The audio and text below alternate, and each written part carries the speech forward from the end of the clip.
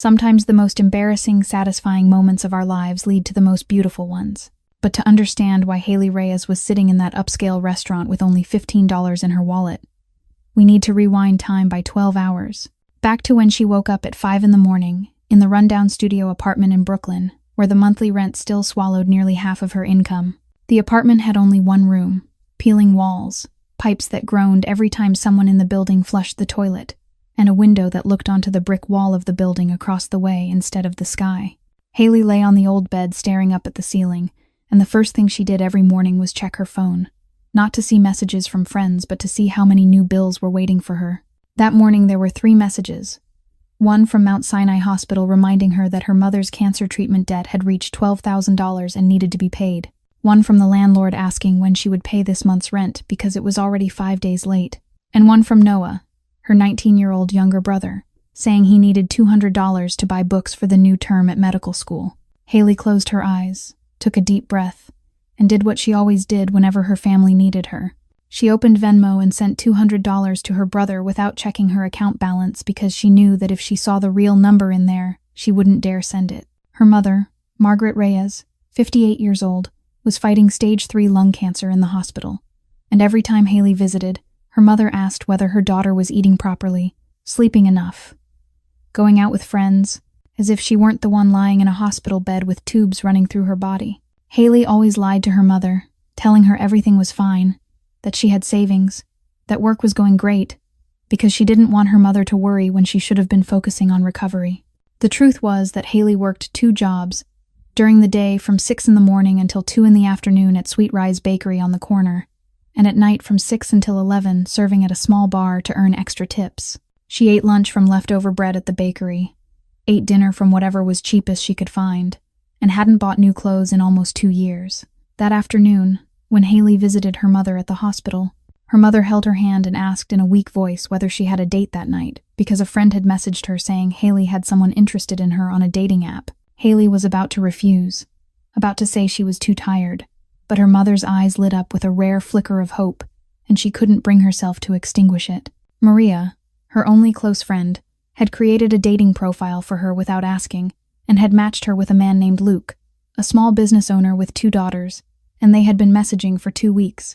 She had to admit that his messages made her smile more than she had smiled in months.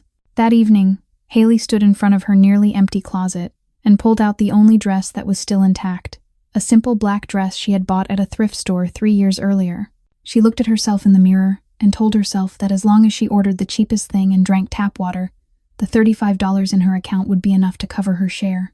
She didn't know that her rent would be automatically withdrawn the next morning, and that the $200 she sent to Noah had left her account nearly empty. She also didn't know that the man she was about to meet wasn't Luke Morris, a small business owner in delivery and management, but Luca Moretti, the most powerful mafia boss on the East Coast of the United States. And she certainly didn't know that the evening she thought would be the greatest disaster of her life would be the very night that changed her fate completely. While Haley was struggling over every single coin in Brooklyn, on the other side of Manhattan, Luca Moretti was sitting in a hidden conference room beneath the basement of a building that looked like an ordinary office, but was in fact the command center of the largest underground empire on the eastern coast of the United States. 12 men sat around the table, all of them silent, all of them looking at him with a reverence Luca had grown so accustomed to that it no longer stirred any feeling in him. Marco Santini, his right-hand man, a 42-year-old who had followed him since Luca was a teenager, learning how to run the empire from his father, was reporting on territorial matters. Viktor Kozlov, the Russian mafia boss, was encroaching on their territory in southern Manhattan and had sent a very clear message by killing 2 of Luca's men the previous week. Marco said that Kozlov was looking for a way to strike Luca through the people he cared about, and when Luca heard that, he merely nodded once and gave the order in a voice as cold as ice to find out who had sold information to Kozlov and bring them to him. No one in the room asked what he would do to the traitors because everyone already knew the answer. The meeting ended at 6 in the evening, and Luca drove back to the mansion on the Upper East Side, where he lived with his 2 daughters and Rosa, the nanny who had taken care of his family since he was a child. As he walked through the door, 2 small bodies rushed forward and wrapped themselves around his legs. Rosie and Bella, 2 6-year-old angels with black hair like their mother's and blue eyes like their father's, competing to tell him about their day at school. Luca sat down and pulled both girls into his arms. And in that moment, the ruthless mafia boss vanished, leaving only a father who loved his daughters more than his own life. Then Bella looked up at him with her clear, innocent eyes and asked in a naive voice, "Daddy, when will you find us a new mommy, because all my friends at school have one and we don't?" Luca felt as if someone had just driven a knife into his chest. 3 years earlier, Gianna, his wife, the woman he had loved since his teenage years, had been kidnapped and killed by the Kozlov gang as revenge against him. He had found her in an abandoned warehouse, too late, and that image had haunted him every night since. He blamed himself for failing to protect her, and he had sworn that he would never let anyone get close to him again because anyone who loved Luca Moretti would become a target. But that night, after putting the children to bed, Rosa pulled him aside and said, "Boss, it has been 3 years. You can't live like this forever. The children need a mother and you need someone by your side." He was about to argue, but Rosa handed him a phone, and he realized that Marco had set up a dating profile for him on an app, using a fake name, Luke Morris, with the occupation listed as a small business owner in delivery and management. He was angry and was about to delete it immediately, but then he saw a match notification with a woman named Haley Reyes.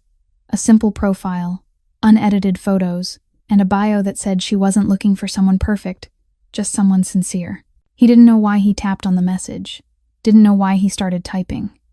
But over the next 2 weeks, he found himself waiting for her messages every day like a child waiting for gifts. She was funny, she was intelligent, she told him about her job at the bakery and the strange customers she encountered, and for the first time in 3 years, Luca Moretti truly laughed. When she agreed to have dinner with him, he chose the restaurant La Dolce Vita not to show off, but because it was a place he completely controlled, the safest place he could take her without fearing that Kozlov or any enemy could reach her. He didn't know that she was counting every single coin to pay for the meal. He didn't know that she would cry from humiliation right in front of him. And he certainly didn't know that those tears would shatter every wall he had built around his heart over the past 3 years. La Dolce Vita sat in the heart of Manhattan, a historic building with a red brick facade and large glass windows that let candlelight spill onto the sidewalk, creating a warm golden glow Haley had only ever seen in movies. She stood outside the restaurant at 6:45, earlier than planned because she was too anxious to stay in her apartment another minute, and when she looked inside through the glass, she almost turned around and ran. White tablecloths draped over every table, polished silverware gleamed under soft lights, wine bottles that surely cost as much as her entire monthly salary lined the walls, and diners were dressed as if they had stepped straight out of a fashion magazine. Haley glanced down at her worn black dress and wondered what she was doing here. A bakery worker whose hands were always dusted with flour trying to blend into a world she did not belong to. But before she could decide to leave, a hand lightly touched her shoulder, and a warm, deep voice said, "Haley, right, I am Luke.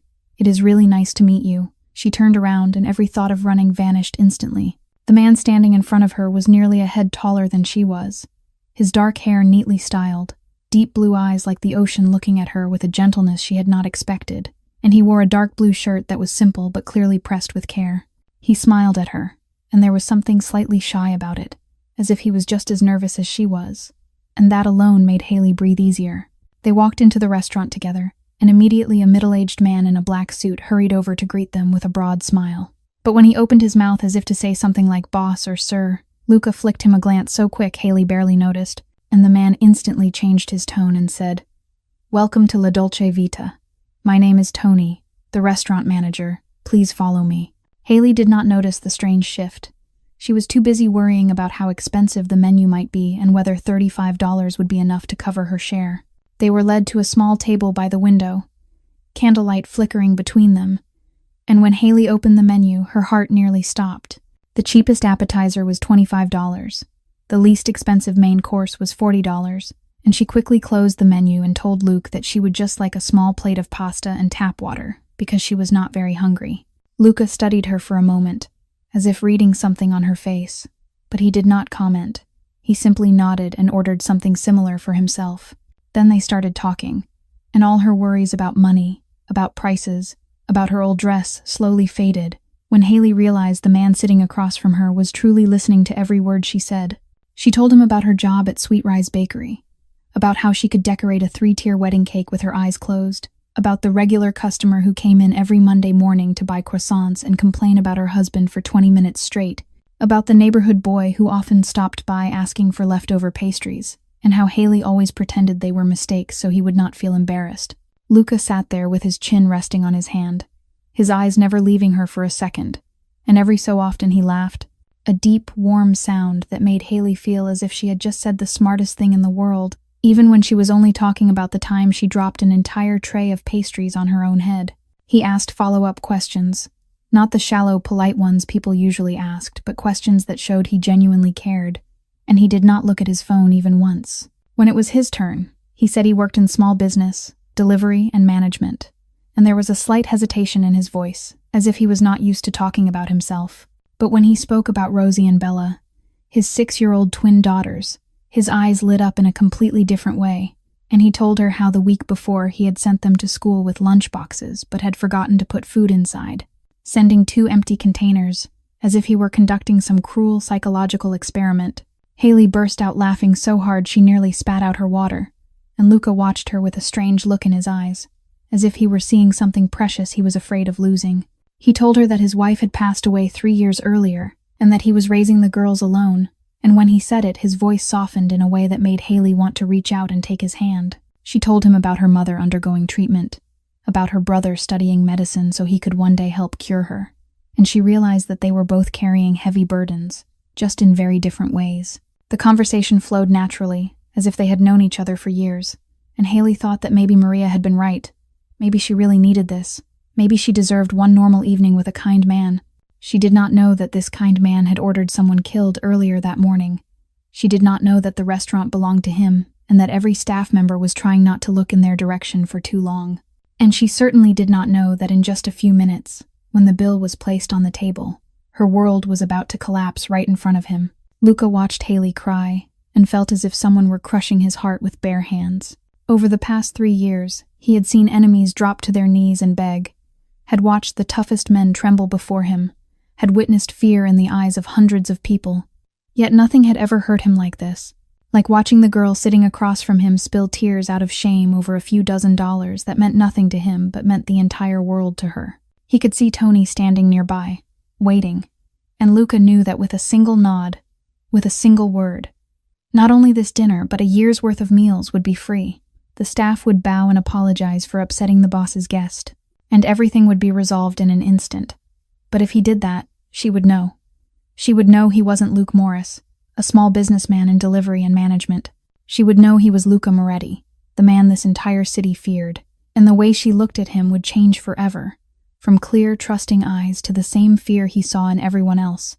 And Luca realized he couldn't bear that. So he did something the most powerful mafia boss on the East Coast of the United States had never done in his life. He pretended to be an ordinary man. He reached across the table, gently placed his hand over her trembling one, and said in the softest voice he could manage, "Haley, look at me. This really isn't a big deal.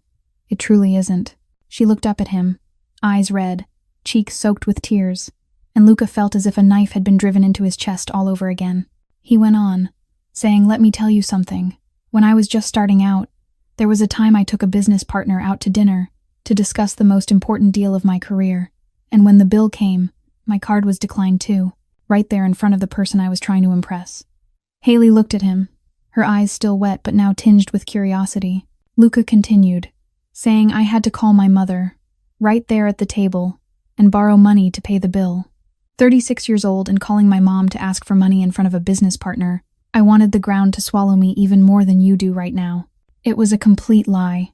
Luca had never lacked money in his life, had never known what it felt like to have a card declined.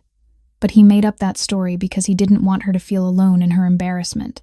And when he saw the corner of her mouth lift just slightly, when he saw her shoulders relax even a little, he knew he had done the right thing. He added that he should pay this time, not because he was rich or anything. He was just trying to get by too, but because he understood this feeling, and he didn't want her to go through it alone. Haley shook her head, saying no. They had agreed to split the bill. She couldn't let him pay for everything. She would transfer the money back to him when she got paid. Luca almost laughed at her stubbornness, at the pride that refused to bend even while she was crying, and he realized this was what made her different from everyone he had ever known. He said, "All right then, you can pay next time. We'll call this a loan, no interest." She looked at him for a long moment, as if searching his eyes for any hint of pretense or hidden motive, but she found nothing except sincerity, because in that moment Luca was more sincere than he had ever been in his life. He took out his card and handed it to the server standing nearby, and he noticed the server's hand tremble slightly as he took it because the man knew he was holding the boss's card. Luca shot him a look of warning, and the server understood, moving quickly without saying a word. Haley didn't notice the silent exchange. She was too busy wiping away her tears and trying to steady herself. She told him she was sorry for ruining the evening, that he was probably thinking she was a complete mess, that she wouldn't blame him if he didn't want to see her again. And Luca, a man who had killed without hesitation, who had watched enemies die in front of him without flinching, felt his heart melt at those words. He squeezed her hand tighter and said, "Are you kidding? This is the most interesting first date I've ever had, and I'm not going anywhere, unless you tell me to leave." They left the restaurant after Luca paid, and instead of parting ways right away as Haley had expected, he asked if she wanted to take a short walk because the night was still early and he did not feel like going home yet. Haley nodded even though she was not sure why. Maybe because she did not want the evening to end even after it had turned into a disaster. Or maybe because the way he looked at her had not changed at all, even though she had just cried uncontrollably in front of him. They walked to a stone bench right outside the restaurant, under the soft yellow glow of the streetlights, and sat beside each other in silence for a moment before Haley began to speak. She told him she needed him to understand that she was not someone who liked to borrow or ask for help, that she worked relentlessly, 2 jobs every day. During the day at the bakery and at night at a bar, that she tried her hardest, but sometimes life was simply too expensive and everything piled up at once. She told him about her mother undergoing cancer treatment with $12,000 in unpaid medical bills, about her brother studying medicine, whom she fully supported because their father had died when she was young and her mother was now ill, about the rundown apartment whose rent swallowed nearly half her monthly income, about how she had not bought new clothes in 2 years, and the dress she was wearing was secondhand from a thrift store 3 years ago. Luca sat quietly and listened, not interrupting, not showing pity, simply listening as if every word she said mattered. Then Haley shared something she had never told anyone except Maria, about Derek Mason, her former boyfriend. She said that 2 years earlier she had loved a man she believed she would spend her life with, but he had abused her, starting with words, then slaps, then beatings she had hidden beneath layers of makeup. And when she had finally found the courage to leave, he had taken all her savings, $3,000 she had saved over 4 years, and disappeared as if he had never existed. Haley's voice trembled as she told him these things, and she did not know why she was telling someone she had just met. But there was something about Luke that made her want to be honest, that made her want him to know who she truly was before he decided whether he wanted to see her again. Luca listened, his jaw tightening so hard that Haley could see the muscles twitch beneath his skin, but she did not know that in his mind he was memorizing the name Derek Mason and swearing he would find him no matter the cost. He said nothing about the rage boiling inside him. Instead, he began to talk about Gianna.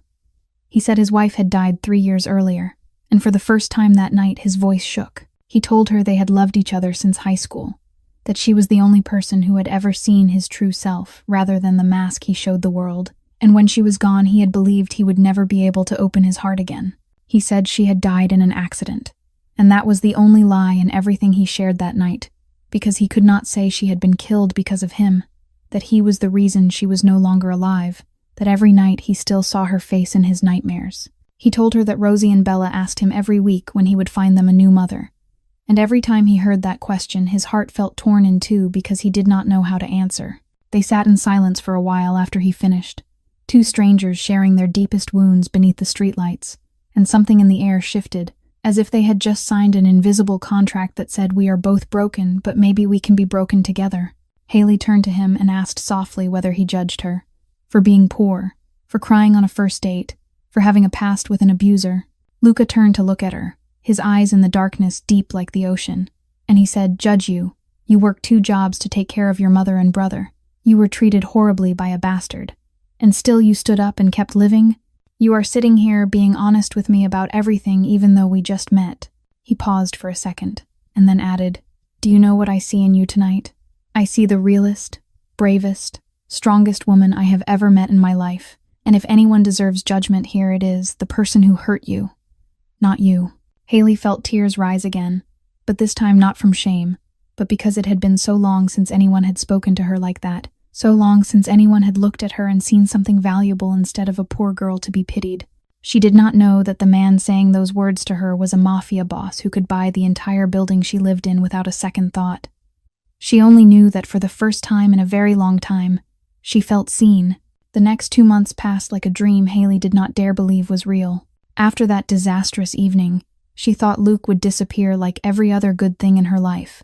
But not only did he not disappear, he texted her the very next morning asking when they could see each other again. They began dating regularly, and what surprised Haley was that Luke never chose expensive places, as if he understood without her ever having to say a word. They walked through Central Park on weekend afternoons, sitting on the grass watching children play and other couples pass by. They bought pizza from sidewalk carts and ate it on stone benches, Haley laughing when Luke got tomato sauce on his nose and he pretended not to notice just so she would keep laughing. They drank coffee from small neighborhood shops instead of Starbucks, watched free outdoor movies on Friday nights, and strolled along the Hudson River as the sun set. Every date was simple, inexpensive, and perfect. And Haley did not know that the man eating street pizza with her owned dozens of 5-star restaurants in Manhattan. She also did not know that wherever they went, there were always at least 3 of Luca's men following at a safe distance, protecting her without her ever realizing it. Marco had protested his boss moving around without visible bodyguards, but Luca said he did not want her to know. He wanted her to feel like she was dating an ordinary man, and Marco reluctantly accepted the solution of distant surveillance. But what Luca did next was what truly crossed the line he had set for himself. One night after walking Haley home, he summoned Marco and ordered him to investigate her mother's medical debt. 2 days later, Marco reported that Margaret Reyes owed Mount Sinai Hospital $12,000 for cancer treatment, and the family had no ability to pay. Luca said nothing, only nodded. And the next morning, a payment from an organization called the New York Cancer Patient Support Fund was transferred to the hospital to settle the entire debt. That organization did not exist until Luca ordered it created the night before. A week later, Haley called him at 11 at night, her voice so choked he almost thought something terrible had happened. But she was crying from happiness. She said the hospital had just called to tell her that all of her mother's medical bills had been covered by a support program, that she did not know what the program was, or why they had chosen her mother. But it felt like a miracle had just occurred.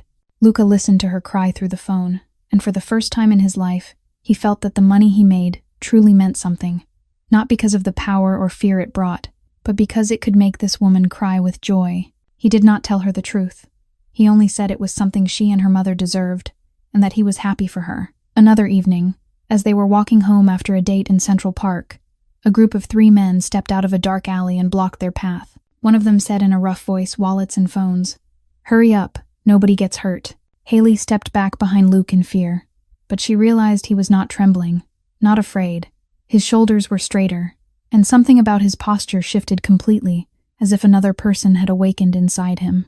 Luke stepped forward, and under the dim streetlight he simply looked at them, saying nothing, only staring with eyes as cold as ice that Haley had never seen before. The leader looked at Luke for 1 second, then 2, and suddenly his face went pale as if he had seen a ghost. He stammered, sorry, I did not know," then turned to his companions and shouted, "Let us go, now!"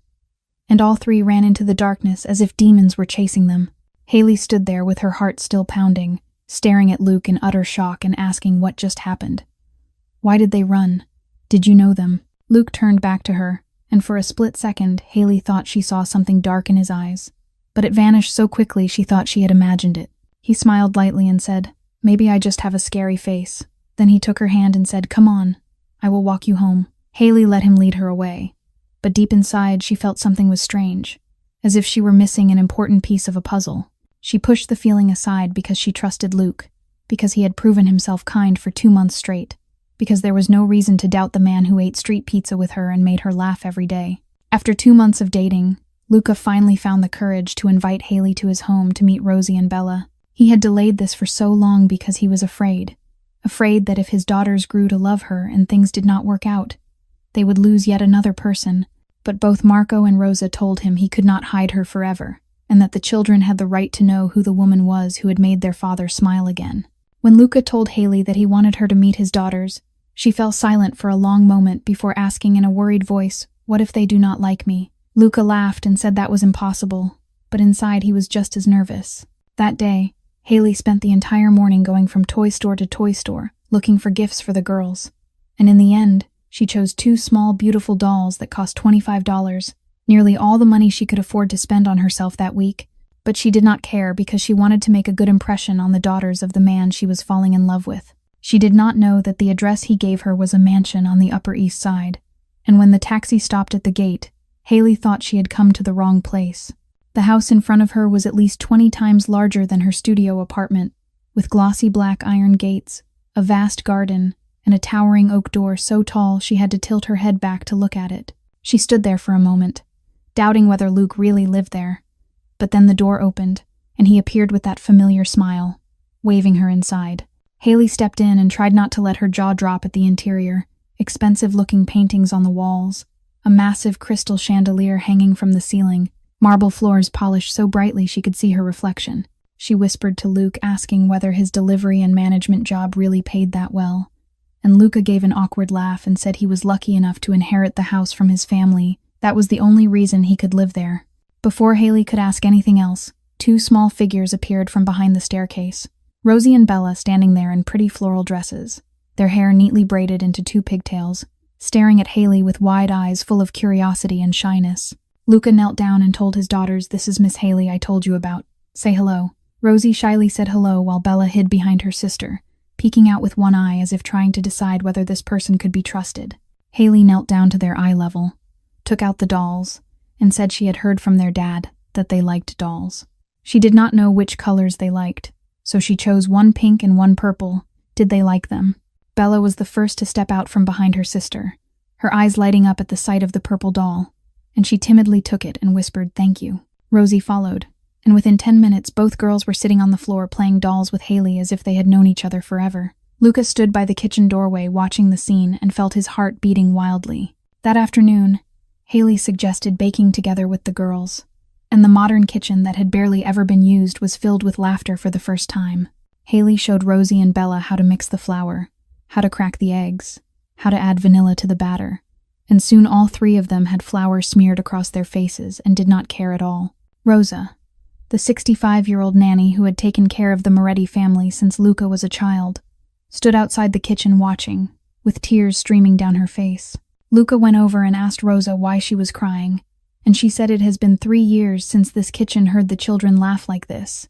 3 years since this house felt the warmth of a woman again, and she knew that Madame Gianna was smiling from heaven. Luca looked into the kitchen, watched Haley laughing as Bella smeared batter on Rosie's nose, and he realized something that filled him with both fear and happiness. He was in love with her, truly in love, not just fond or caring, but in love in a way he thought he would never be capable of again after Gianna. After the cake was baked and they all sat down to eat together, Bella suddenly looked up at Haley and asked in an innocent voice, "Miss Haley, can you be my mommy? Because I do not have a mommy and you make really good cake." The entire room fell silent. Luca nearly choked on his bite of cake, and Haley looked at the little girl with tear-filled eyes, unsure how to answer. Before she could say anything, Rosie tugged on Haley's sleeve and said, "Very seriously, Miss Haley, our birthday is next week. Can you promise to make our birthday cake? Because Daddy cannot bake, and Aunt Rosa's cake is not very good." Rosa pretended to be offended and said, "This child dares to insult my cake," and the whole room burst into laughter, breaking the tension. Haley knelt down, took both girls' hands, and said she promised she would make the most beautiful and delicious birthday cake for them, and it was a promise she would keep. Rosie looked at her with clear eyes and said, "Our mommy also promised to make us a cake." But mommy could not keep her promise because she went very far away. Haley felt her heart shatter into a million pieces at those words, and she pulled both girls into a tight embrace, whispering that she would keep her promise. She swore it. While Haley was enjoying the happiest days of her life, in another dark corner of the city, Derek Mason was kneeling before Victor Kozlov inside an abandoned warehouse in the South Bronx. He owed Kozlov $50,000 in gambling debt, a sum he had no way of repaying. And Kozlov was not the kind of man who accepted apologies in place of cash. Kozlov sat in his chair like a king on a throne, looking down at Derek with contempt and telling him he had 2 choices: either pay the money within 1 week or do a job for him. Derek did not have the money, so he chose the second option. Kozlov tossed a photograph onto the floor in front of him, and when Derek saw the face in the picture, his body went rigid. It was Haley, his former girlfriend, the woman he had beaten and stripped of her savings before disappearing. Kozlov said he knew Derek had a history with this woman, and he also knew she was now dating Luca Moretti, the enemy he wanted destroyed more than anyone else in the world. Derek's task was simple: get close to her, learn everything about Moretti, and report back to Kozlov. If he did well, his debt would be erased. If he failed, Kozlov would teach him what hell on earth truly felt like. 1 week later, Derek appeared at the Sweet Rise Bakery one morning while Haley was standing behind the counter. When she saw him walk in, the blood in her veins seemed to freeze. 2 years had passed. He looked thinner, more worn down, but those eyes were still the same eyes she had seen before every beating. Derek stepped up to the counter wearing a carefully rehearsed expression of remorse and said, "Haley, I know I do not deserve your forgiveness, but I have changed. I want to apologize for everything I did to you." Haley stared at him without blinking and said in a voice as cold as ice, "You hit me. You took all my money. You turned 2 years of my life into hell. And now you come here saying you have changed? How stupid do you think I am?" Derek tried to maintain his pained expression and said he understood she was angry and had every right to be, but he truly wanted to start over. He just wanted to talk. Haley shook her head and said there was nothing to talk about and he needed to leave before she called the police.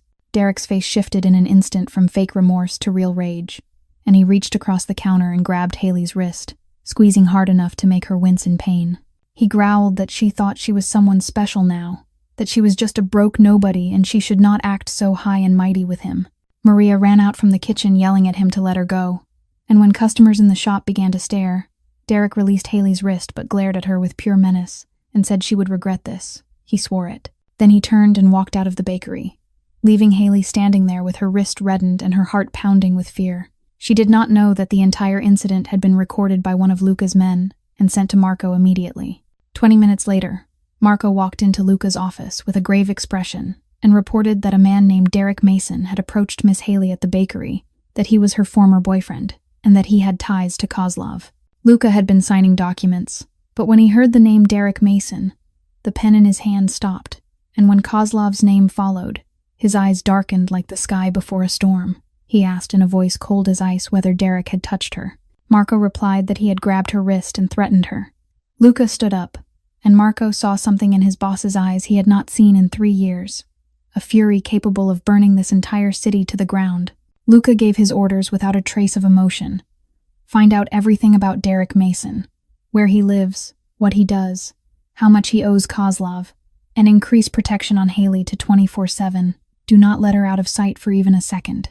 Marco nodded and asked, "What about Derek?" Luca looked out the window and said not yet. He wanted to know what game Kozlov was playing first.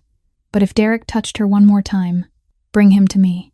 In the days following the encounter with Derek, Haley began to feel that something was not right. She noticed strangers appearing in the places she passed through. A man in a black jacket standing across from the bakery for an entire morning.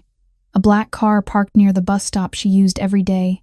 A shadow following her on her way home and vanishing the moment she turned to look. She told herself she was being paranoid, that Derek was only trying to scare her and would not dare do anything real. But the survival instinct she had developed after 2 years of living with an abuser told her that something was closing in.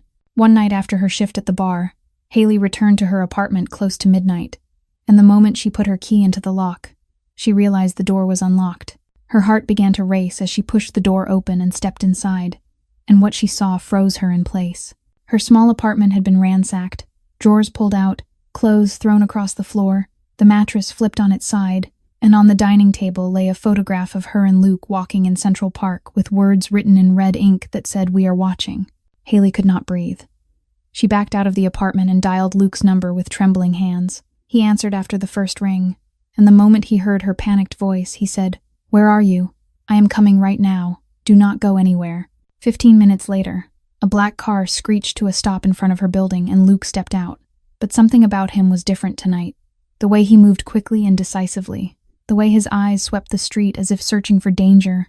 The way he pulled her into his arms and then immediately pushed her behind him, as though shielding her from something invisible. He entered the apartment and checked every corner, picked up the photograph and stared at it with his jaw clenched, and Haley saw his eyes darken in a way that sent a chill through her. He turned back to her and spoke in a voice that was no longer the Luke she knew. It was the voice of a man used to giving orders and not accepting refusal, telling her to pack her things right now and come stay at his place. No discussion, no argument. Haley stared at him in confusion and asked Luke what was happening, why he had arrived so fast, why he knew exactly what to do, why he looked at her apartment as if he were searching for something specific. He did not answer her questions, only said he would explain later, that right now she needed to trust him, that someone wanted to hurt her and he could not let her stay here alone. Haley wanted to ask more, wanted to know why a small businessman could handle this situation so calmly, why he did not suggest calling the police, why everything about him tonight made her feel as though she were standing in front of a complete stranger. But she was too afraid to stay alone, so she did as he told her, stuffed a few clothes into a bag and followed him down the stairs. When they stepped outside the building, Haley saw another black car parked at the end of the street, headlights off but with a silhouette visible inside. Luke saw the car too and tightened his grip on her hand, pulling her toward his own car with quicker steps. They had barely gotten inside and shut the doors when the other car turned on its lights and started rolling toward them. Luke hit the gas, and the car shot forward at a speed that pressed Haley back into her seat. He swerved through narrow streets, turning left and right in rapid succession as if he knew every alley of this city by heart, and Haley watched him with growing terror, because this was not how an ordinary businessman drove.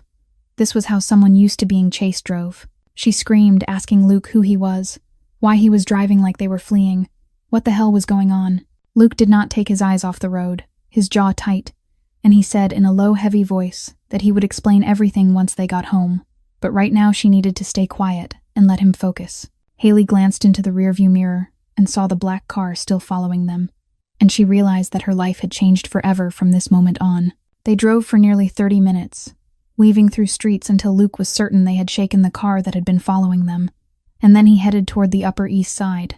When the car stopped in front of the mansion gate, Haley recognized the house she had visited the week before to meet Rosie and Bella. But this time, everything looked completely different. The iron gates opened, and she saw at least 6 men in black suits standing along the driveway, all of them with suspicious bulges at their waists that she was smart enough to know were guns. When Luke stepped out of the car, every one of those men bowed their heads at the same time and said 2 words that made Haley's blood run cold. They said, "Boss." She stood beside the car, unable to move her legs, watching the man she thought she had understood for 2 months walk among armed guards, as if it were the most normal thing in the world. Luke turned back when he realized she was not following, and when their eyes met, she saw pain on his face she had never seen before, as if he knew everything was about to change and there was nothing he could do to stop it. He walked over to her and said in a low, heavy voice to come inside and that he would explain everything. Haley followed him into the mansion on legs that felt like they were floating, and when they reached his private study, a room with a massive oak desk and expensive paintings on the walls, he closed the door and turned to face her. He took a deep breath and said that his name was not Luke Morris, that his name was Luca Moretti, and that he was the head of the Moretti family. Haley shook her head as if refusing to believe what she was hearing and asked what the Moretti family was. Luca looked at her with painful honesty and said plainly that he was what people called a mafia boss, that he controlled much of the underground operations on the east coast of the United States, from gambling to money laundering to things he did not want to describe to her. Haley felt as if all the air had been sucked from her lungs and she had to grip the arm of a chair to keep from collapsing. She asked in a trembling voice about the restaurant on their first night, the place where her card had been declined, and Luca nodded and said it was his restaurant. Every brick, every chair, every drop of wine belonged to him.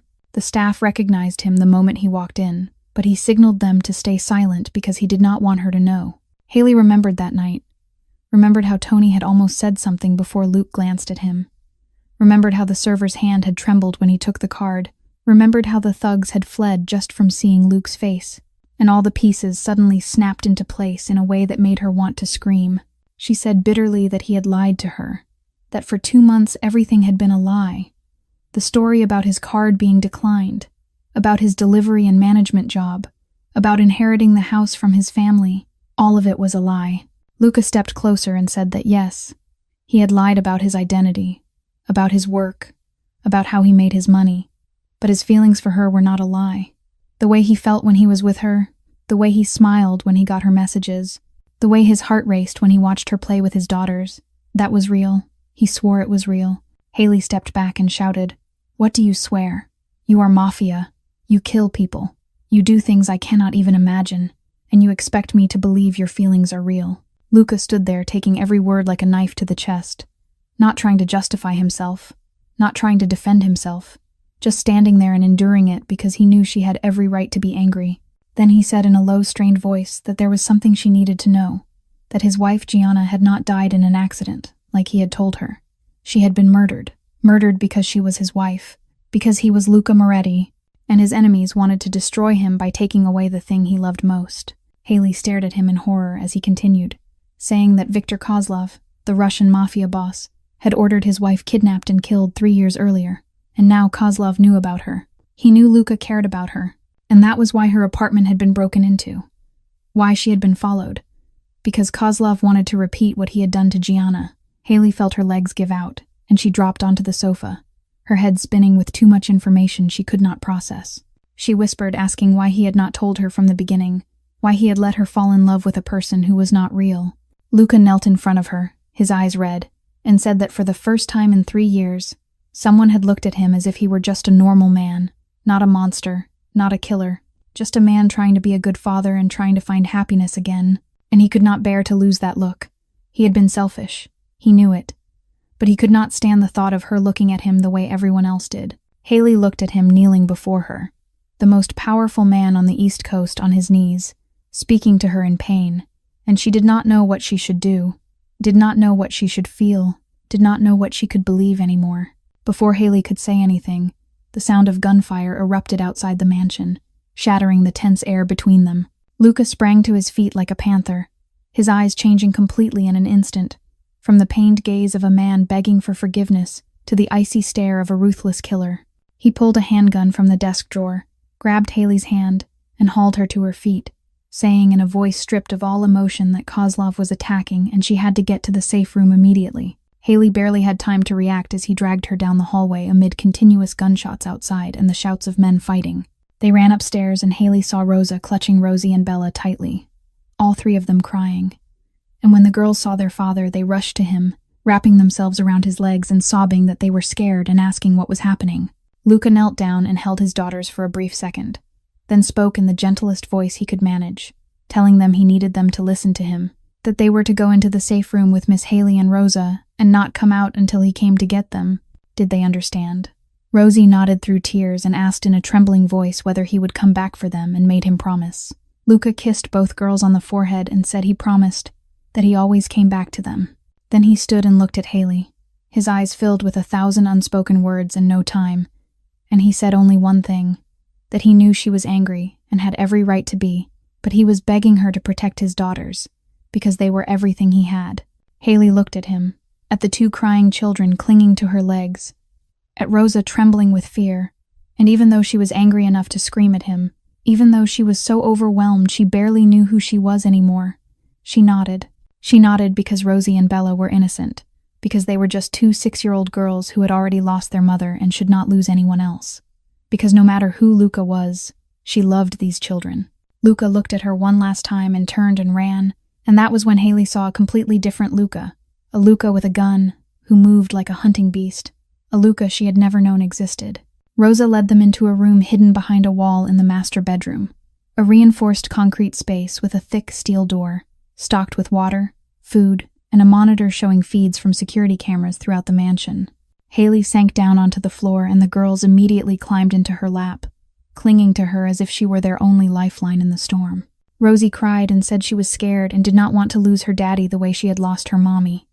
And Bella said nothing, only sobbed softly while clutching Haley's shirt. Haley held both girls close and whispered that everything would be all right, that she was here, that she would not let anyone hurt them, that their daddy would come back because he had promised. She said those words even though she did not know if they were true, even though she was just as terrified as the children, even though she wanted to cry and scream from everything happening around her. But she was the adult here. She had to be strong for these girls. And she did it. She sang lullabies her mother used to sing to her. She told light-hearted stories to calm them. She held them as if her arms were the safest place in the world. On the security screen, she saw what was happening outside, and her blood ran cold. Dozens of men dressed in black were flooding the mansion, gunfire echoing as Luca's men fought to hold every inch. She saw Marco get shot in the shoulder and fall, only to force himself back up and keep firing. And she saw Luca in the middle of the battle, moving like a deadly shadow. Every shot he fired, finding its mark. Every step he took, bringing death with it. She had never seen anyone kill before, and now she was watching the man she loved take down enemy after enemy with a cold precision that made her shiver. The battle lasted nearly 30 minutes, though to Haley it felt like a lifetime. Then she saw Luka facing a gray-haired man she guessed was Kozlov, the two of them standing in the ruined courtyard surrounded by bodies and the stench of gunpowder. Kozlov said something the camera did not capture, and she saw him smile, a smile full of contempt. Then Luka said something back, and before Kozlov could react, Luka fired, one shot straight to the head, and Kozlov fell like an empty sack. A few yards away, Marco and his men intercepted Derek Mason as he tried to sneak away through the shadows of the courtyard, ensuring that the man who had once tormented Haley would finally face the consequences of his betrayal and never step foot near her again. Haley closed her eyes and felt Rosie and Bella cling to her even tighter, and she realized she was crying, not knowing whether it was from fear, from relief, or from the fact that she had just watched the man she loved kill another human being without hesitation. 10 minutes later, the steel door opened and Luka stood there, his white shirt soaked in blood, some of it his and some of it not, his face cut and bruised, but alive. Rosie and Bella burst from Haley's arms and ran to him, sobbing that he was okay, that he came back, that he kept his promise. Luka held his daughters tightly, and in that moment the cold-blooded killer vanished, leaving only a father who loved his girls more than his own life. He looked up at Haley standing in the corner of the safe room, her eyes red, her body trembling, and he had no idea what she was thinking, no idea whether she could still bear to look at him after everything she had just witnessed. Rosa led Rosie and Bella out of the safe room to take them to their bedroom and help them calm down after the nightmare they had just endured, leaving Luka and Haley standing face to face in the cold concrete room. Luka looked like a man who had walked out of hell, his white shirt now a dark crimson, dried blood streaked across his face and hands, a deep cut on his forehead still seeping, and his eyes fixed on her with the exhaustion of someone who had fought too many battles in his life. They stood there in silence for a long time, neither knowing what to say, neither knowing where to begin after everything that had just happened.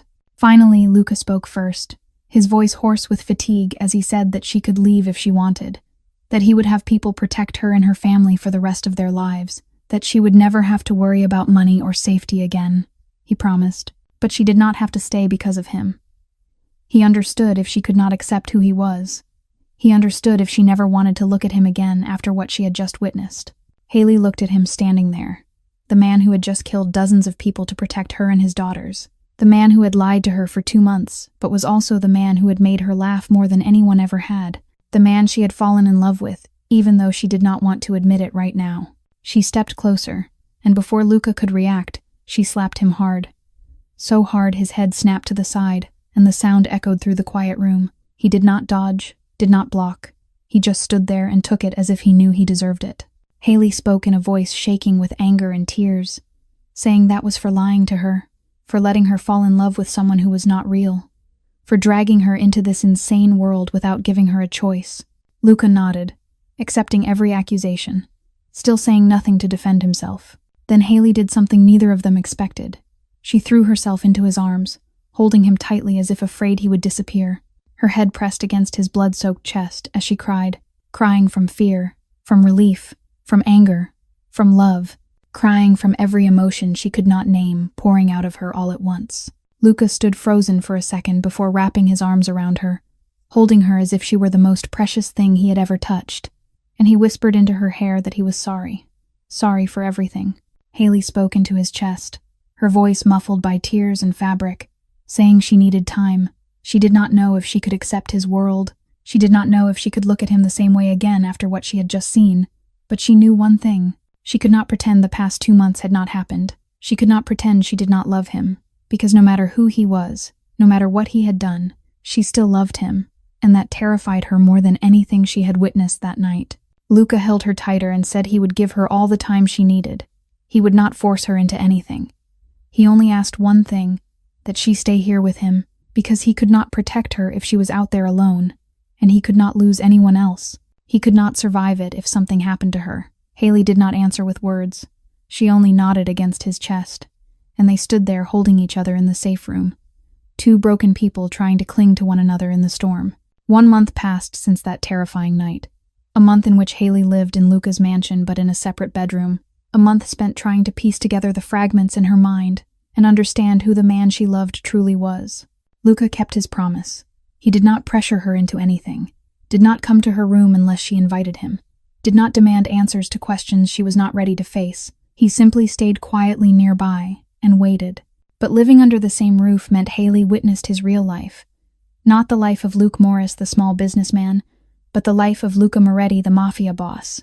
She saw him meeting with dangerous men in his study, saw him make decisions she did not understand and did not want to understand, saw him speak on the phone in that cold, sharp voice she had heard the night her apartment was broken into. Yet she saw other things too. She saw him sitting on the living room floor playing with dolls with Rosie and Bella, using ridiculous princess voices that made the girls laugh until they could barely breathe. She saw him read them bedtime stories every night, attempting different character voices, even though he was terrible at it. She saw him kiss their foreheads every morning before leaving and every night when he returned, no matter how late it was. And she saw him stand outside her bedroom door every night, never knocking, just standing there for a moment before walking away, as if he wanted to enter but did not dare. One afternoon while Luca was out, Rosa sat beside Haley in the garden and began to talk about Gianna. She said Gianna had been the gentlest woman she had ever known, that she was the only light in Luca's dark life, that when she died, Luca nearly lost his mind. He did not eat or sleep for a month. He wanted to follow her into death, and only Rosie and Bella kept him tethered to this world. Rosa said that for 3 years Luca lived like an empty shell, doing everything for his daughters while he himself had died long ago, until Haley appeared. She said that for the first time in 3 years she saw Luca truly smile. For the first time in 3 years she saw light return to his eyes, and that was because of Haley. 1 week later, Marco came to speak with Haley while she was sitting in the kitchen. His shoulder was still bandaged from the wound he took during the battle, and he told her in a low, steady voice that he had followed the boss since he was 18, that he had seen him become the most powerful man on the East Coast, that he had seen him lose his wife and nearly lose his sanity, that he had seen him build walls around his heart so high no one could climb them. Marco looked at her and continued, saying that she had changed him, that he did not know how she did it. But Luca was different since meeting her, less ruthless, smiling more, living more, and he had never thought he would see that again. That night, Haley could not sleep. She lay awake thinking about everything Rosa and Marco had said, thinking about Luca standing outside her door every night, thinking about the way he looked at her whenever they crossed paths in the hallway, eyes filled with so much love and so much fear. Then she thought about the cancer support program that had paid her mother's medical bills. And suddenly she understood. She got out of bed, walked down the hallway to Luca's room, and without knocking, she opened the door and stepped inside. Luca was sitting on the bed with his back against the headboard, eyes open and staring at the ceiling, clearly unable to sleep as well. When he saw her, he sat up, his eyes filled with surprise, and a flicker of hope he tried to hide. Haley did not speak. She walked to the bed, climbed onto it, lay down beside him, and closed her eyes. Luca lay down next to her, neither of them touching, just lying there in the darkness, aware of the other's warmth. Then Haley whispered into the night that her mother's medical bills, that support program, it was him, was it not? Luca was silent for a moment before saying that he did not want her to know, that he did not want her to think he was trying to buy her. Haley turned toward him in the darkness and said that she did not need him to be perfect. She only needed him to be honest from now on. Luca wrapped his arm around her, and for the first time in a month, they both slept peacefully in each other's arms. 3 months passed since the night Haley walked into Luca's room and lay beside him. 3 months in which they slowly rebuilt everything from the beginning, this time without lies, without secrets, only truth no matter how painful it was. Haley accepted Luca for who he was, not because she agreed with what he did, but because she understood that he was a product of the world he was born into, and beneath the shell of a ruthless boss was a man desperately trying to love and be loved. She continued working at the bakery because she refused to live off his money no matter how much he begged her to quit. And Luca eventually accepted that this was a part of who she was, that he loved, her independence and her pride that never bent. Her mother had recovered significantly and had been discharged home. Noah was still in medical school and had no idea his sister was dating a mafia boss, and life slowly returned to normal, or at least normal by Moretti family standards. One evening, after Rosie and Bella had gone to bed and they were sitting together in the living room, Luca suddenly became strangely restless. He looked at Haley, then looked away, opened his mouth as if to say something and closed it again, until Haley finally asked what was wrong and told him he looked like he was about to explode. Luca took a deep breath and said he wanted to ask her something, but he was afraid she would think he was using money to keep her. Haley raised an eyebrow and asked what he wanted to ask. Luca looked at her with the most serious expression she had ever seen and said he wanted to marry her, that he wanted her to become his wife. But he did not know how to buy a ring, meaning he could buy any diamond she wanted. He could buy the entire jewelry store if she liked. But he knew she would hate that. She would think he was showing off or trying to buy her, and he did not want that. He wanted the ring to mean something. Haley stared at him wide-eyed and burst out laughing, telling him that Luca Moretti, the most powerful mafia boss on the East Coast, the man who could make an entire city kneel, was nervous because he did not know what ring to buy for his girlfriend. Luca gave a dry laugh and said he had faced gangs, dealt with cold-blooded killers, survived battles he should not have survived, but he had never been as afraid of anything as he was of her saying no. Before Haley could answer, small footsteps echoed from the stairs, and Rosie appeared in unicorn pajamas, followed by Bella in an identical pair. Rosie stood in front of her father with the seriousness of a tiny adult and said, "Daddy, Bella and I have discussed this," emphasizing the word discussed, as if she had just learned it and was very proud to use it. Luca asked what they had discussed and why they were not asleep. Bella stepped out from behind her sister and said they knew Daddy wanted to marry Miss Haley, that they had heard him talking to Uncle Marco the week before, not eavesdropping, just walking by very slowly and stopping for a very long time. Luca looked at his daughters, unsure whether to laugh or cry. Rosie continued seriously, saying, "Daddy, you should use Mommy's ring, the one you keep in the drawer. We know you keep it there." Luca froze and asked in a choked voice if they were sure that it was their mother's ring. Bella nodded and said, "Mommy was not here anymore, but Miss Haley was here. She made Daddy laugh. She baked their birthday cake just like she promised. She hugged them when they were scared on the night of the gunfire. She kept her promises." Rosie took her sister's hand and added that Daddy always said Mommy believed family was the most important thing. Miss Haley was their family now, so Mommy would want her to have the beautiful ring. She was sure Mommy would want that. Haley sat there as tears began to stream down uncontrollably, crying not from sadness but because of these two children, these little angels who had lost their mother at 3 years old, now standing there allowing her to step into the place their mother had left behind, offering her the most precious thing they still had of her. Bella tilted her head when she saw Haley crying and asked why she was crying and whether they had said something wrong. Haley shook her head and opened her arms. The girls ran into them, and she whispered into their hair that no, they had not said anything wrong. She was just crying because she was so happy. Bella looked up at her with wide eyes and said grown-ups were strange. If you were happy, you were supposed to laugh, not cry. The whole room burst into laughter, including Luca, as he wiped tears from his own eyes. And in that moment, Haley knew she had found her family. The following Friday, Luca texted Haley while she was working at the bakery, saying he wanted to take her somewhere that night, telling her to dress up a little and come to the address he sent at 7 o'clock. Haley asked where they were going, but he didn't answer, only sending a mysterious, smiling face that made her curious all day long. She went home earlier than usual to get ready, and when she stood in front of her wardrobe, now far fuller than the one in her old Brooklyn studio, she chose a simple black dress. Not because she didn't have prettier ones, but because this dress reminded her of who she truly was, the girl from Brooklyn who worked at a bakery with $35 in her account and somehow found the love of her life. When the taxi stopped at the address Luca had sent, Haley's heart skipped a beat. It was La Dolce Vita, the restaurant where they had gone on their first date, where her card had been declined and she had cried in humiliation, where she thought her life had hit rock bottom, only to discover it was actually the beginning of everything. She stepped out of the taxi and saw Luca standing outside the restaurant, right beside the stone bench where they had sat and talked after that disastrous dinner, and she realized he was wearing the dark blue shirt, the exact one he had worn on their first date.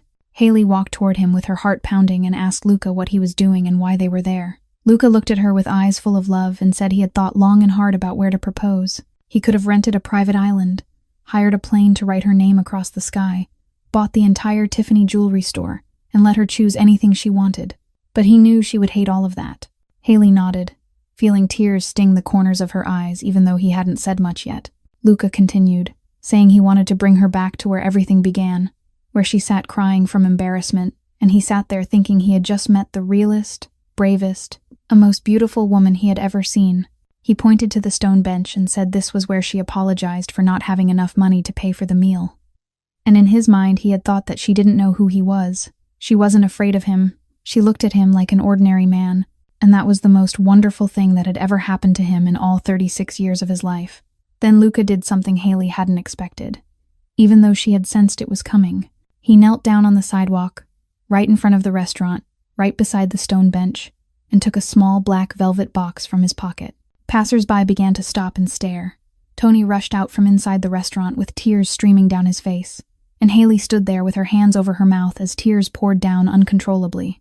Luca opened the box, revealing a simple silver ring with a small diamond that sparkled under the streetlights. It wasn't the biggest or most expensive diamond he could have bought, but it was the most meaningful one, Gianna's ring. His voice trembled as he said it was Gianna's ring, and that Rosie and Bella wanted her to have it. They said their mother would want Haley to wear it because she had brought laughter back into their family, because she kept her promise to bake their birthday cake, because she held them through that terrifying night even when she was so angry at him she could barely stand it. Haley sobbed, unable to speak, standing there crying as Luca went on. He said Haley Reyes. He knew he wasn't perfect. He was a mafia man. His hands were stained with blood. He had done things she could never fully forgive, and he wasn't asking for forgiveness because he didn't deserve it. But she was the only person who had ever truly seen him. Not the boss, not Luca Moretti, whom the entire city feared. Just Luca, a man who wanted to be loved, a father trying his best, a broken man kneeling on the sidewalk begging her for the chance to stay by her side for the rest of his life. His voice broke as he asked if she would marry him, if she would continue to be the one person who treated him like a normal human being, if she would become the mother of Rosie and Bella, if she would let him love her every day until he could no longer breathe. Haley knelt down in front of him, at eye level, and through tears she said yes, oh God, yes, 1,000 times yes, 1,000,000 times yes. She would marry him. She would be the mother of Rosie and Bella. She would let him love her every day. She didn't need him to be perfect. She just needed him to be him, the man who sat on this stone bench and told her it was okay when her card was declined, the man who quietly paid her mother's hospital bills without her knowing, the man who killed an entire gang to protect her, the man she loved knowing exactly who he was and what he had done. Luca took the ring from the box and slid it onto her finger, and it fit perfectly, as if it had been born to be there. The crowd on the sidewalk erupted into applause and cheers. Tony cried like a child and ran out to hug them both, shouting, "That boss. Finally someone who can put up with your impossible personality," and everyone burst out laughing. Luca stood up and pulled Haley up with him, then kissed her right there on the sidewalk, in front of La Dolce Vita, beside the stone bench where everything began. And Haley thought that the girl who cried in shame that night could never have imagined her life would lead to this moment, and she was grateful for every single step of the journey that had brought her here. 4 months after the sidewalk proposal, Haley and Luca were married in a ceremony she had dreamed of her entire life but never believed she would actually have. When Luca asked her where she wanted the wedding, how many guests she wanted to invite, and how much money she wanted to spend, Haley said only one thing, that she wanted a simple wedding in Brooklyn where she grew up, with the people she loved, nothing lavish or showy, because what mattered was not the party but the man she was choosing to build a life with. Luca agreed immediately, because he knew that was exactly what he loved about her, a simplicity and honesty that no amount of money could ever buy. They chose a small church in Brooklyn, just a few blocks from Haley's old apartment, a red brick church with stained glass windows and worn wooden pews that had witnessed countless weddings of working-class families in the neighborhood. Haley's wedding dress was not from any of the expensive designer boutiques Luca wanted to take her to, but a gown her mother had sewn by hand over 2 months after she recovered. A simple, white satin dress with lace details that Margaret stitched late into the night, one seam at a time, and when Haley put it on that morning, she knew no dress in the world could ever be more beautiful, because it was made from her mother's love. Luca wore a black suit, but pinned to his lapel was a small pink flower. Rosie and Bella had picked themselves from the garden that morning, and he wore it as if it were the most precious medal he had ever received. Rosie and Bella were the flower girls in pale pink dresses chosen by Rosa, their hair braided neatly with white ribbons, walking ahead of the bride, scattering rose petals down the aisle with faces so serious it looked like the most important mission of their lives. Noah walked Haley down the aisle because their father had passed long ago, and as they walked between the pews, Haley nearly laughed when she saw the guests, because it was the strangest mix she had ever seen. On one side were her co-workers from Sweet Rise, women in flower-stained aprons she had worked beside for 5 years, Maria sobbing even though the ceremony hadn't begun yet. Old Brooklyn neighbors her mother had invited, all dressed simply and looking around the church with curiosity. On the other side were men in expensive black suits, Luca's associates she had grown used to seeing over the months. Marco standing as best man with his arm still slightly stiff from an old injury, and Rosa seated in the front row beside Haley's mother. Two women from completely different worlds who had become close friends through their shared love for this family. When the pastor asked Luca Moretti if he took Haley Reyes to be his wife, Luca looked at her with red-rimmed eyes and said, "I do. I do to everything she is and everything she will be.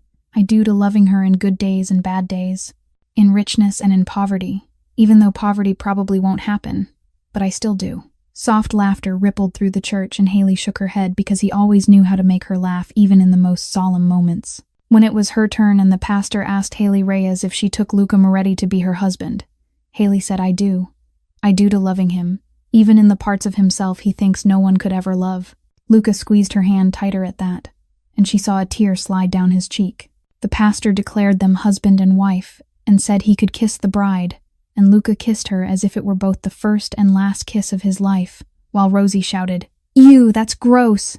and Bella yelled again, "That's so good," making the entire church burst into laughter. The reception was held in a nearby park. The food was potluck from all the guests. Her bakery co-workers brought a 3-tier wedding cake. Haley herself had taught them how to make. Her mother cooked the family beef stew, and Rosa brought Italian dishes she had been cooking for the Moretti family for decades. In the middle of the celebration, as Haley was talking with Maria, Bella ran over, tugging at her hand, and asked softly, "Auntie Haley, now you're really a mom, right? Can I call you Mom?" Haley knelt to her level, tears spilling as she said, "You can call me anything you want. I'll always be your mom." Rosie ran over to her sister and said, "Then can I call you Mama Haley? Because I don't want to forget Mama Gianna. Mama Gianna is still our first mom, and Mama Haley is our second mom. That way we have 2 moms." Haley pulled both girls into her arms and whispered that Mama Haley sounded perfect. She loved them, and they would never forget Mama Gianna, because she would help them remember her every day. Luca stood a few steps away, watching the 3 most important women in his life holding one another. And he thought that if Gianna was watching from above, she would be smiling, because he had found someone worthy of continuing to love their daughters. 1 year has passed since the day they exchanged vows in the small church in Brooklyn. 1 year in which Haley still wakes up every morning and wonders if she is dreaming, because her life has changed completely in ways she never could have imagined. But one thing has not changed. She still works at Sweet Rye's Bakery, except now she is the manager instead of the woman behind the counter. Luca has suggested many times that she quit or open her own bakery so she could be her own boss. But Haley refused because she loves this job. She loves the smell of flour in the early morning. She loves the familiar customers who come in every day for croissants. She loves the feeling of earning her own money through her own work, even though she knows that amount means nothing compared to her husband's wealth. Luca understands that, and no longer pushes her. Instead, he quietly invests in the bakery, so it can grow, and so Haley can hire more staff and work less, something she does not discover until Maria accidentally lets it slip, and Haley scolds him, before finally forgiving him, because she knows he did it out of love. Luca himself has changed greatly over the past year. He has gradually stepped back from the violent activities of the Moretti family, handing most of the underground operations over to Marco and focusing on more legitimate businesses. He is still the boss, still the head of the family no one dares to challenge, but he is no longer the man who gives kill orders or stands in the middle of wars, because now he has too much to lose. Haley, Rosie and Bella, a family he would do anything to protect, even changing himself. Rosie and Bella are now 7 years old, in 2nd grade, and every day they have new stories to tell Mama Haley. They are used to having 2 mothers, Mama Gianna in the photographs on the walls and in the stories their father tells, and Mama Haley who is here every day making breakfast, reading bedtime stories, and kissing them goodbye when they leave for school. Haley's mother has fully recovered and now lives in an apartment near the mansion so she can visit her grandchildren easily, no longer worrying about hospital bills or rent, even though she insists on cooking for herself and refuses to let her son-in-law hire help. Noah has graduated and is now a resident at Mount Sinai Hospital. He still does not know the full truth about his brother-in-law's work, but he knows enough not to ask questions, and he only cares that his sister is happy. One autumn evening, after putting Rosie and Bella to bed, Haley and Luca stand in the kitchen baking together. This is a tradition they started after getting married. Every Saturday night they bake something. Sometimes cookies, sometimes cupcakes, sometimes more complicated recipes Haley wants to experiment with. Luca is still clumsy in the kitchen despite a year of lessons from his wife, and tonight he has flour all over his face again, making Haley laugh uncontrollably. She wipes his face with a towel and says she cannot believe the most powerful mafia boss on the East Coast cannot mix a bowl of batter without turning himself into a snowman. Luca shrugs and says he has many other talents. Mixing batter is not one of them. They finish the batch and sit down on the living room sofa with 2 glasses of wine. The house quiet in the late night. Only the ticking clock and the sound of each other's breathing. Haley rests her head on Luca's shoulder and says, sometimes I still cannot believe this is my life. Luca kisses the top of her head and asks what she means. Haley looks around the spacious living room with its expensive paintings and crystal chandelier and says the poor girl from Brooklyn working at a bakery with $35 in her account never thought she would have a family like this. A husband who loves her unconditionally. 2 wonderful daughters.